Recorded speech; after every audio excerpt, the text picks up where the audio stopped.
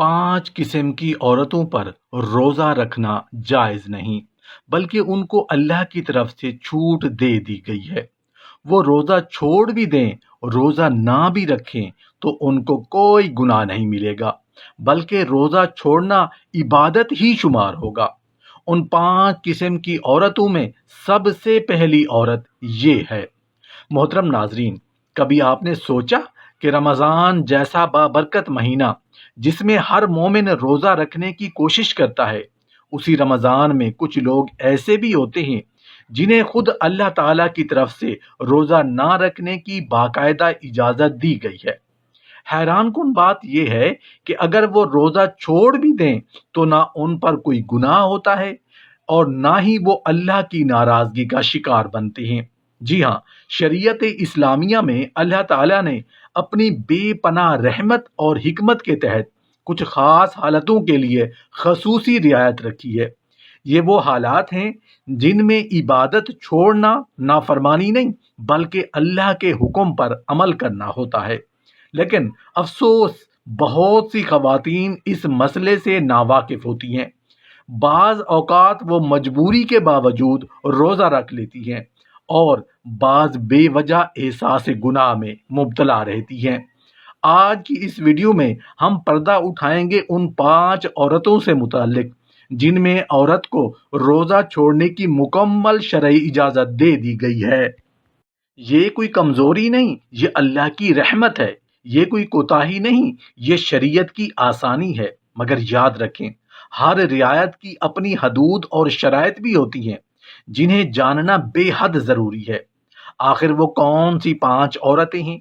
کن خواتین کو یہ خصوصی چھوٹ حاصل ہے اور کن صورتوں میں روزہ چھوڑنا عبادت ہی شمار ہوتا ہے؟ مکمل حقیقت جاننے کے لیے ویڈیو کو آخر تک ضرور دیکھیں، کیونکہ اگلا لمحہ آپ کی بہت بڑی غلط فہمی دور کر سکتا ہے۔ 5 قسم کی عورتوں پر روزہ رکھنا جائز نہیں میں پہلی عورت جس کے بارے میں شریعت نے بڑی شفقت اور حکمت کے ساتھ رعایت رکھی ہے، اور وہ ہے ایسی بیمار عورت جس کے لیے روزہ رکھنا نقصان دہ ہو سکتا ہو۔ بظاہر دیکھنے میں یہ ایک عام سی بات لگ سکتی ہے، مگر حقیقت میں یہ اللہ تعالیٰ کی رحمت کا نہایت گہرا پہلو ہے جسے سمجھنا بہت ضروری ہے۔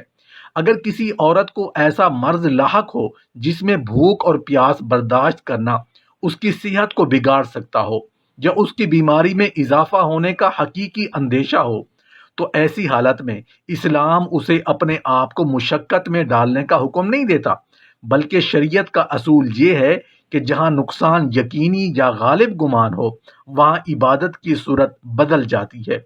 یہی وجہ ہے کہ اگر کسی مستند اور دیانتدار ڈاکٹر کی رائے ہو کہ روزہ رکھنے سے بیماری بڑھ سکتی ہے، یا خود عورت کے پچھلے تجربات یہ بتاتے ہوں کہ روزہ اس کے لیے نقصان کا باعث بنتا ہے، تو اس کے لیے روزہ چھوڑ دینا بالکل جائز ہے۔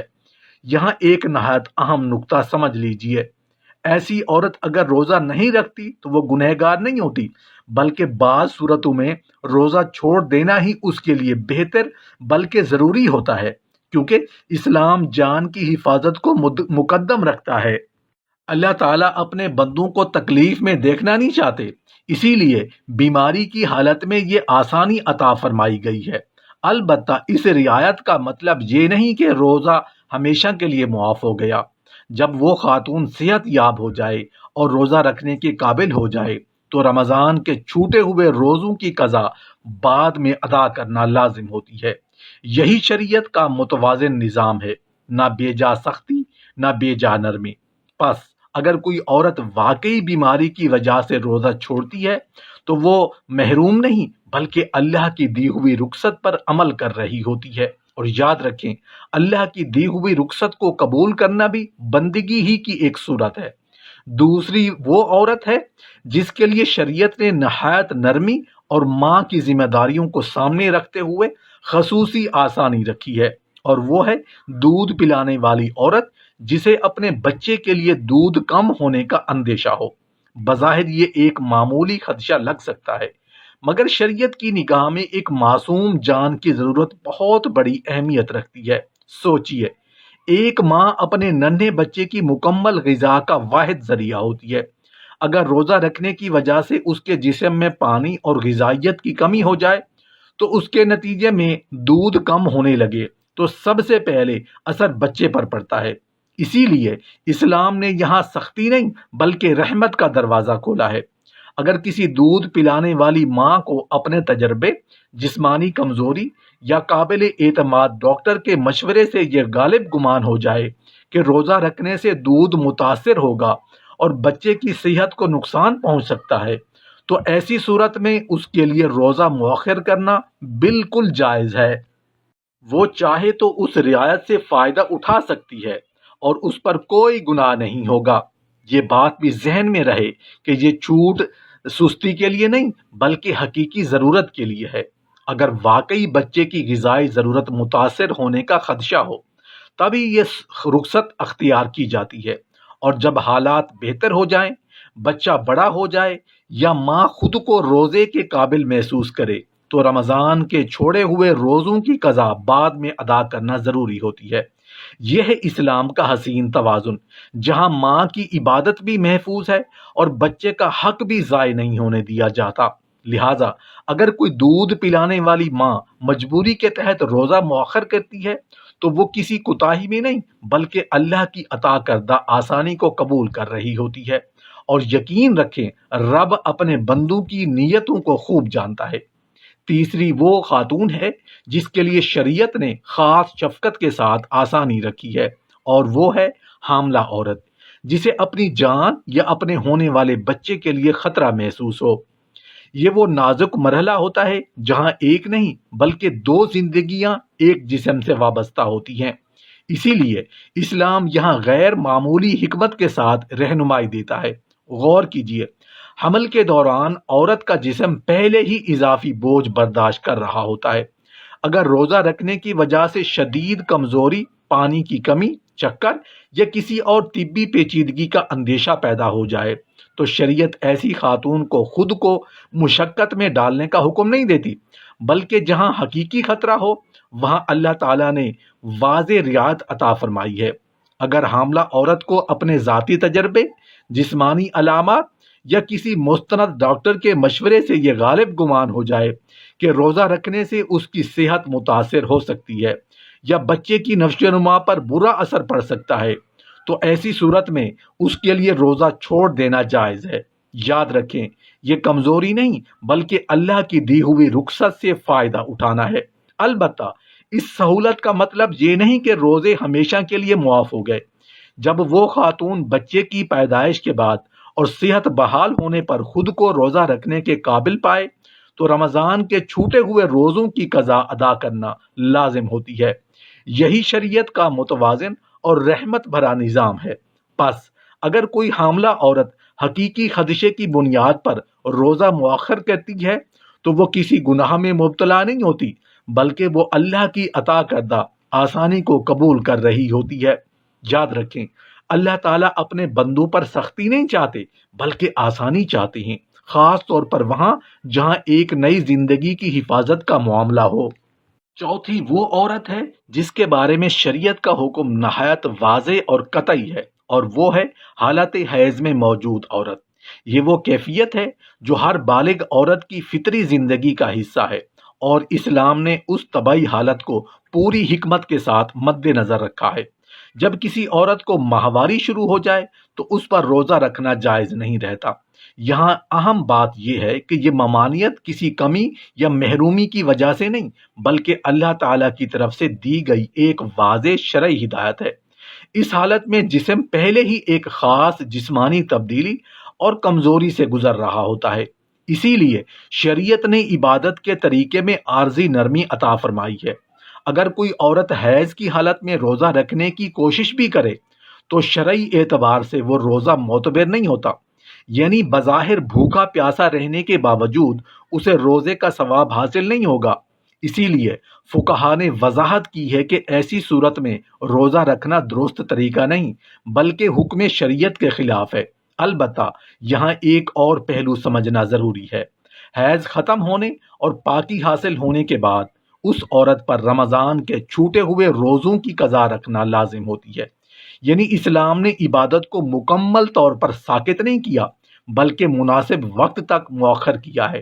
یہی شریعت کا خوبصورت توازن ہے، نہ فطرت پر بوجھ نہ عبادت کی مکمل محرومی۔ یہ حکم واضح طور پر احادیث مبارکہ سے ثابت ہے اور امت کا اس پر اجماع ہے۔ لہٰذا اگر کوئی عورت حیض کے دنوں میں روزہ چھوڑ دیتی ہے تو وہ ہرگز گنہگار نہیں ہوتی بلکہ وہ عین شریعت پر عمل کر رہی ہوتی ہے۔ بس یاد رکھیں، بعض اوقات عبادت چھوڑ دینا ہی اصل اطاعت ہوتی ہے، اور حیض کے ایام میں روزہ مؤخر کرنا دراصل اللہ کے حکم ماننے سامنے سر تسلیم خم کرنا ہے، تو خود ایک بڑی بندگی ہے۔ پانچویں وہ عورت ہے جس کے لیے شریعت نے ماں بننے کے نازک مرحلے کو سامنے رکھتے ہوئے خصوصی رعایت رکھی ہے، اور وہ ہے نفاس والی عورت، یعنی وہ عورت جسے بچے کی پیدائش کے بعد خون آ رہا ہو۔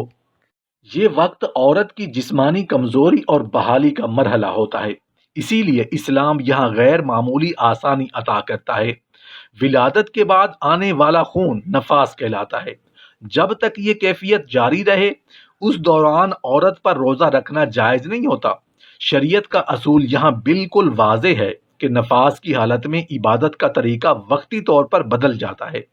اگر کوئی عورت اس مدت میں روزہ رکھنے کی کوشش بھی کرے تو وہ روزہ شرعاً معتبر نہیں ہوتا، یعنی اسے روزے کا ثواب حاصل نہیں ہوگا۔ یہ حکم دراصل اللہ تعالیٰ کی رحمت کا مظہر ہے، کیونکہ بچے کی پیدائش کے بعد عورت کا جسم شدید کمزوری، تھکن اور اندرونی تبدیلیوں سے گزر رہا ہوتا ہے۔ ایسے وقت میں اسے بھوک اور پیاس کی اضافی مشقت میں ڈالنا اسلام کا مقصد نہیں۔ اسی لیے شریعت نے ماں کی صحت اور بحالی کو مقدم رکھا ہے۔ البتہ اس رعایت کے ساتھ ایک ذمہ داری بھی وابستہ ہے۔ جب نفاس ختم ہو جائے، عورت پاک ہو جائے اور وہ روزہ رکھنے کے قابل ہو جائے تو رمضان کے جتنے روزے چھوٹے تھے ان کی قضا بعد میں ادا کرنا ضروری ہوتی ہے۔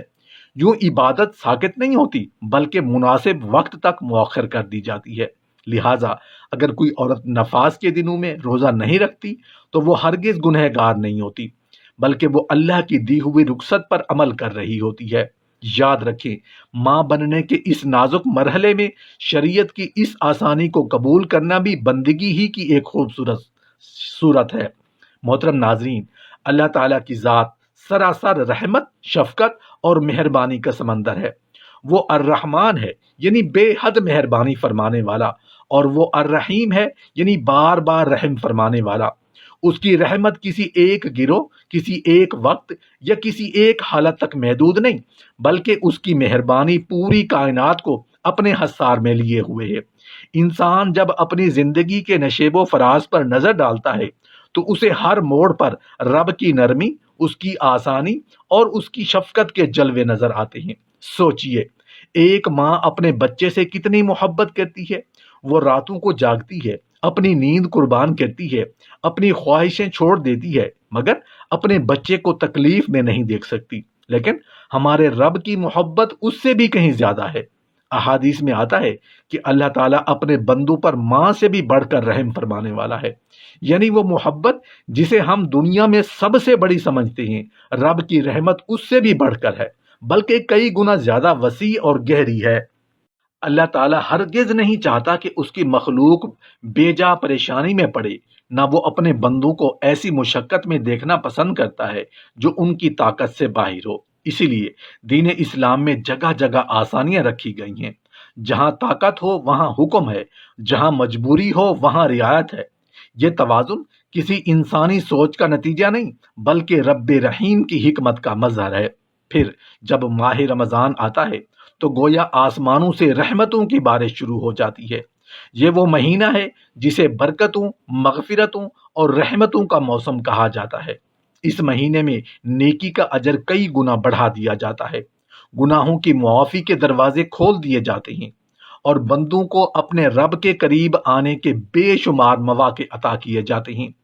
ہر طرف رحمت کا نزول ہو رہا ہوتا ہے، ہر لمحہ بخشش کی ہوائیں چل رہی ہوتی ہیں۔ لیکن یہاں رب کی رحمت کا ایک اور حسین پہلو سامنے آتا ہے۔ اللہ تعالیٰ نے اس بابرکت مہینے میں بھی اپنی بندیوں کو نہیں بھلایا۔ اس نے عورتوں پر یکساں بوجھ نہیں ڈالا، نہ ان کی فطری حالتوں کو نظر انداز کیا، بلکہ اپنی کامل حکمت اور شفقت کے ساتھ ان کے لیے خصوصی رعایتیں مقرر فرمائیں۔ جہاں روزہ ان کے لیے نقصان دہ ہو سکتا ہے، وہاں اللہ نے فرمایا تم پر جبر نہیں، تم پر آسانی ہے۔ یہی تو رب کی رحمت ہے، وہ عبادت بھی چاہتا ہے مگر بندے کی ٹوٹ پھوٹ نہیں چاہتا، وہ قربت بھی چاہتا ہے مگر بندے کی تکلیف کے بدلے نہیں۔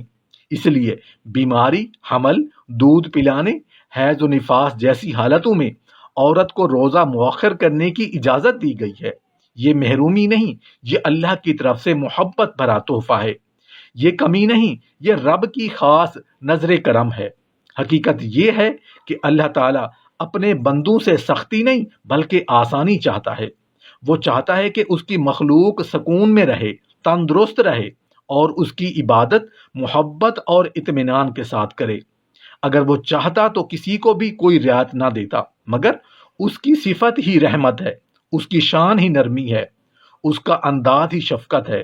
لہذا جب کوئی عورت اپنی مجبوری کی حالت میں روزہ مؤخر کرتی ہے تو وہ اللہ سے دور نہیں ہو رہی ہوتی، بلکہ وہ اسی رب کی دی ہوئی اجازت کو قبول کر رہی ہوتی ہے جو اپنی مخلوق سے 70 ماؤں سے بڑھ کر محبت کرتا ہے۔ رمضان کی یہ رحمتیں ہمیں یہی سبق دیتی ہیں کہ ہمارا رب ہمیں تھکانا نہیں چاہتا، وہ ہمیں سنبھالنا چاہتا ہے، وہ ہمیں آزمانا نہیں چاہتا، وہ ہم پر رحمت نچھاور کرنا چاہتا ہے۔